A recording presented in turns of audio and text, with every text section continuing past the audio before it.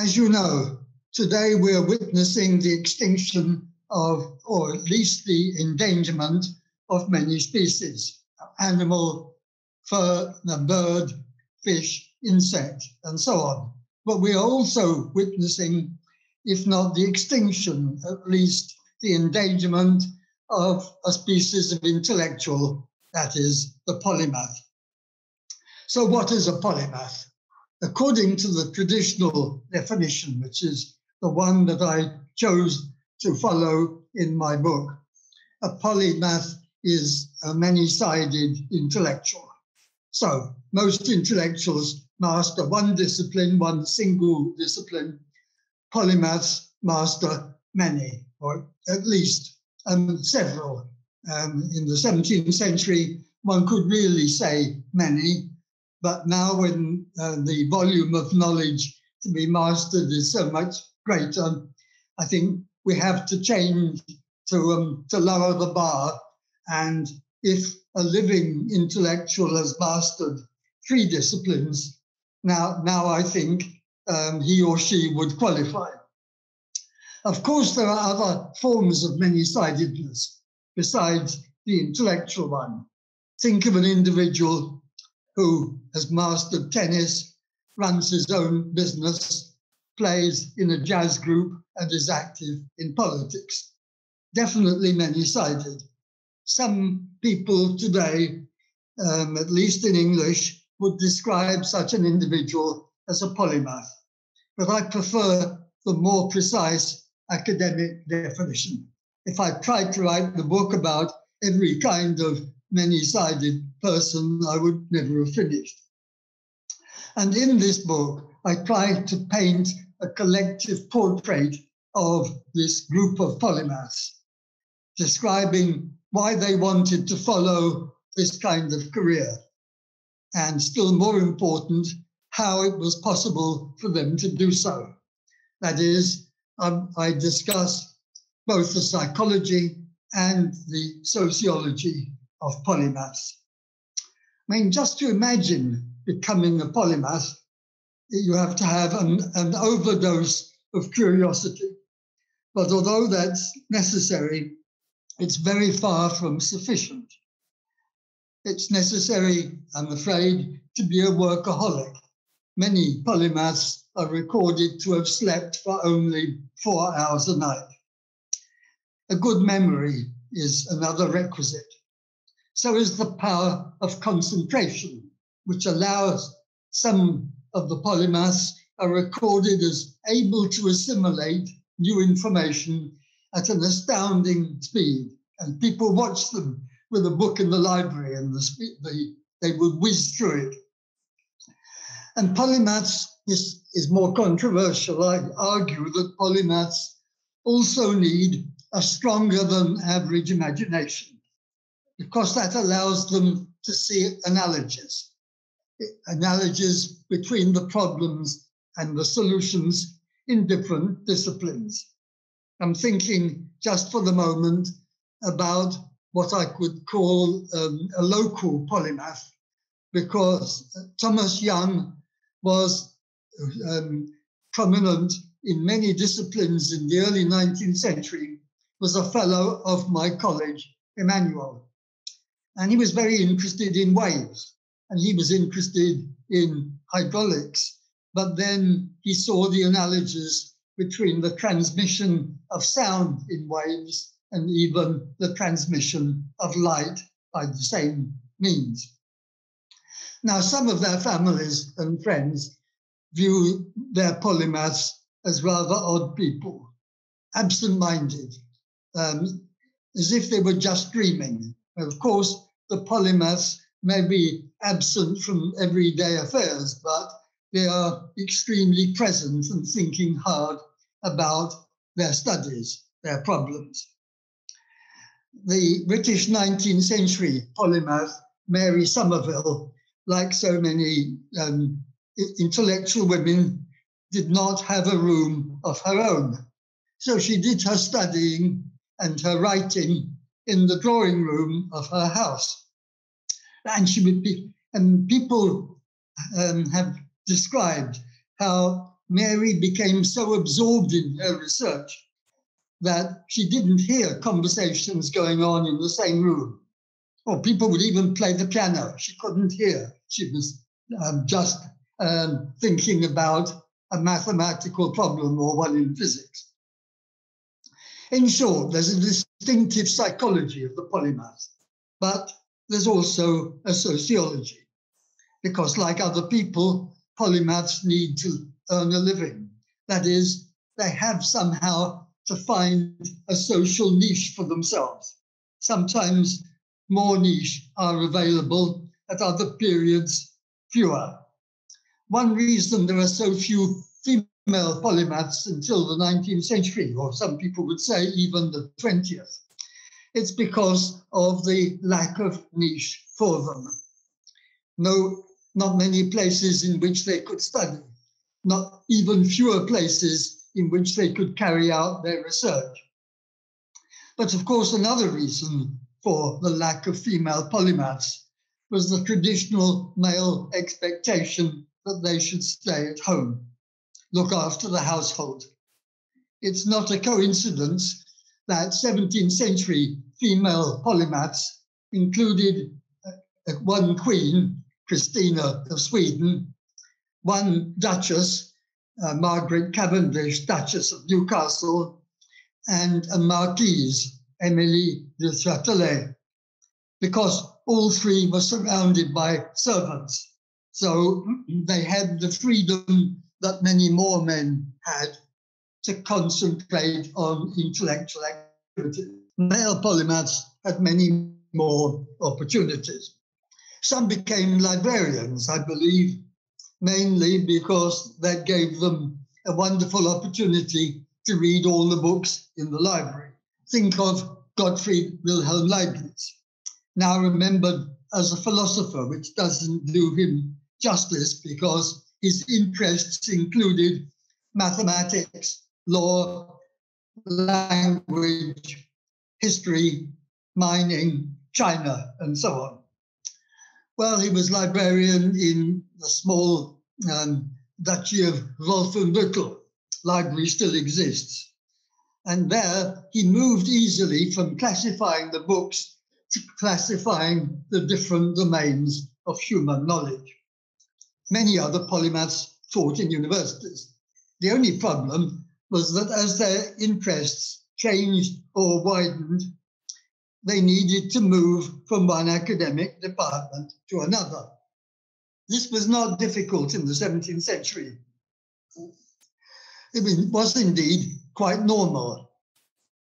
But from the 19th century onwards, this began to be seen as rather difficult. One of the last cases I know of this kind is Jared Diamond.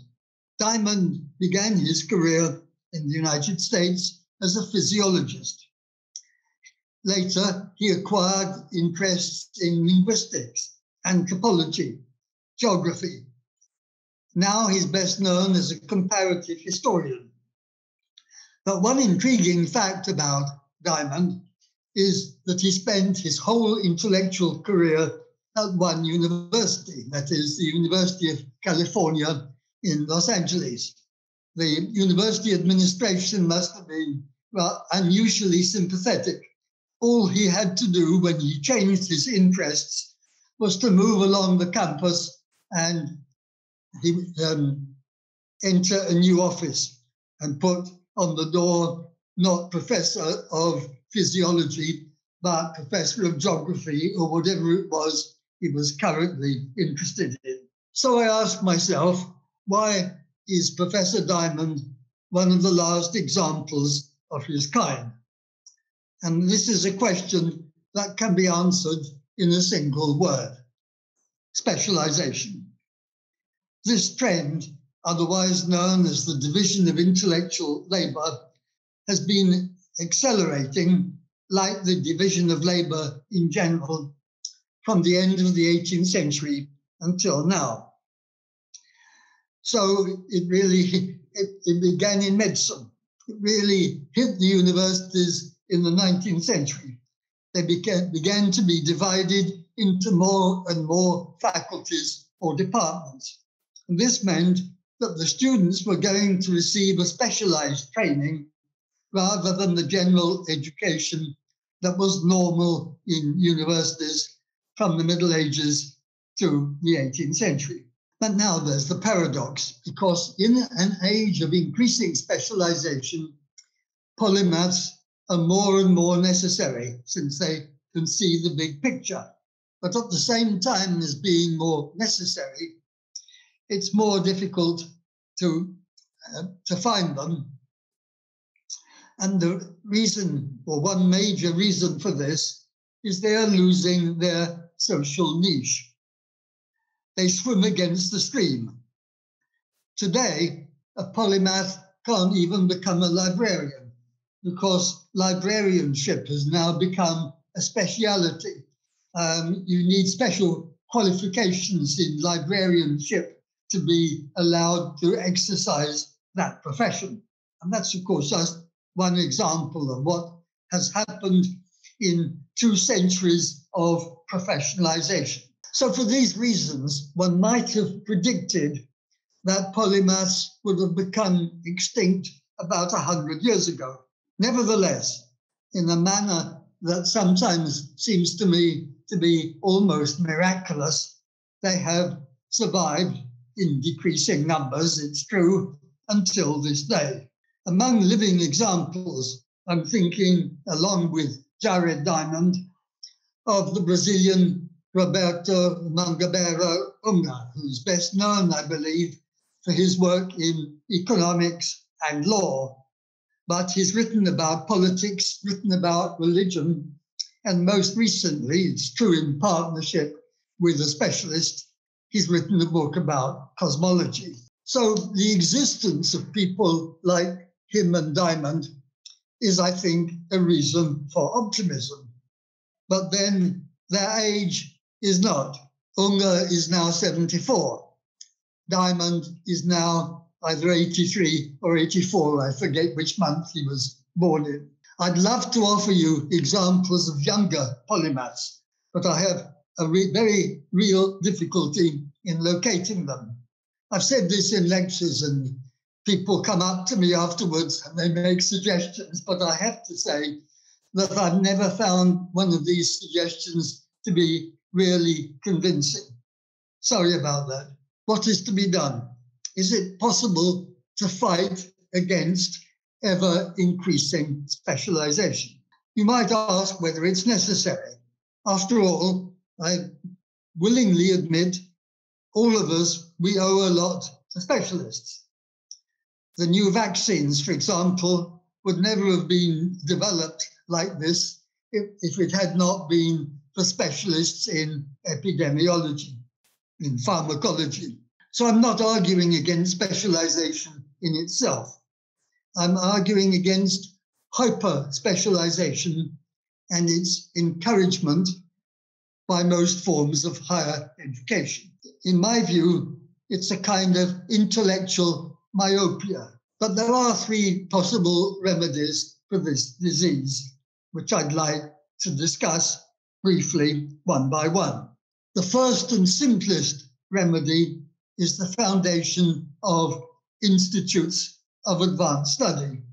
They began with the one in Princeton in 1930, and since they've proliferated in many different countries.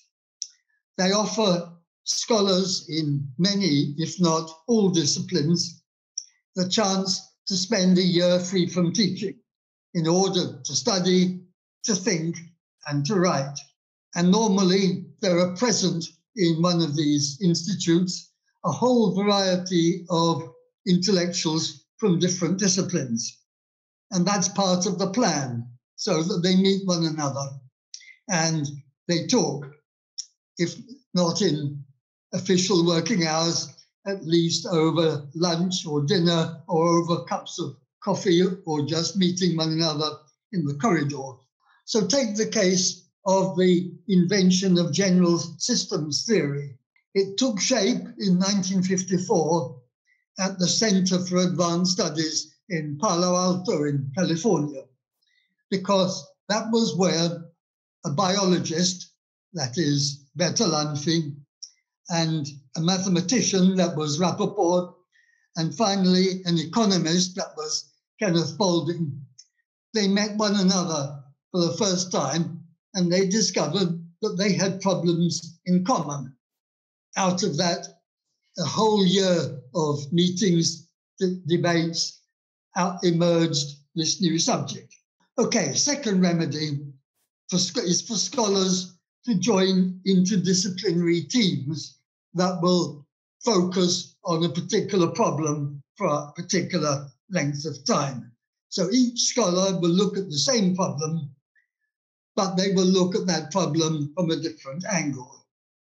One might regard such teams as a kind of collective polymath. It's a possible substitute in the future if the individual polymaths really disappear, as I fear. And finally, the third remedy is a more radical one, because it consists in a reform of higher education. And having myself participated in some experiments in reforming higher education at the University of Sussex, I'm well aware of the problems involved in making this kind of thing happen, and even of fighting the resistance to it once a new institution has been founded. So a reform of higher education that would allow students regularly to combine an element of specialized studies with a more general overview of knowledge. Of course, a few universities have attempted this, from Australia to Sweden. And whether or not such universities will produce a new generation of polymaths, I of course cannot say. But it would at least mean that students are officially encouraged to widen their horizons, to see more connections, and to take a longer view than before. So let us hope that in at least a few countries, more initiatives of this kind are taken before it is too late. We really need our polymaths, and we mustn't let them become extinct like so many species of animal and plant, or indeed so many languages that are becoming extinct in the world today. Se você gostou desse vídeo, dê um like, compartilhe.